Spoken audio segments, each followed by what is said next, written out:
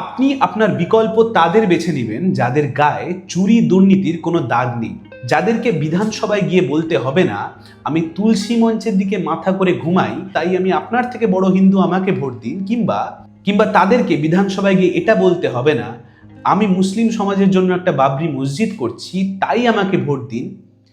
এই সব ন্যারেটিভের বাইরে যারা আপনার আপনার বাড়ির ছেলেমেয়ের ভবিষ্যতের কথা ভাববে, যারা আপনার বাংলাকে সুরক্ষিত করার কথা বলবে, যারা রাস্তাঘাট, স্কুল, কলেজ এবং রাজনীতিতে নীতির কথা বলবে, তারাই আপনার বিকল্প হোক। একঝাঁক নতুন তরুণ তরুণীরাই এই বাংলাকে আবার নতুন করে ঢেলে সাজাতে পারে।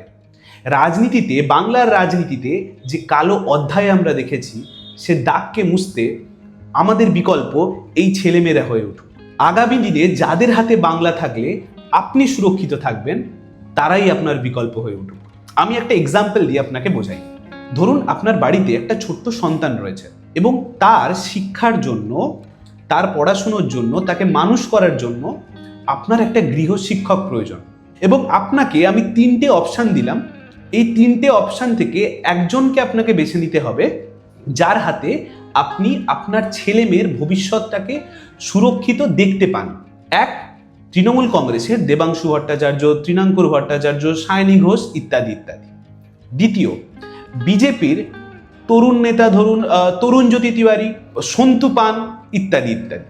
কিংবা সিপিআইএম এর পক্ষ থেকে দীপশিতা ধর, সৃজন ভট্টাচার্য, শতরূপ ঘোষ।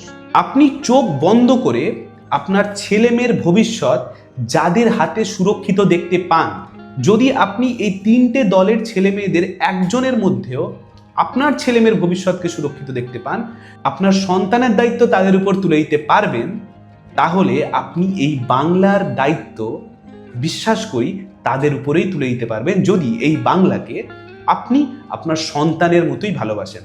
আর এরাই হবে আপনার বিকল্প।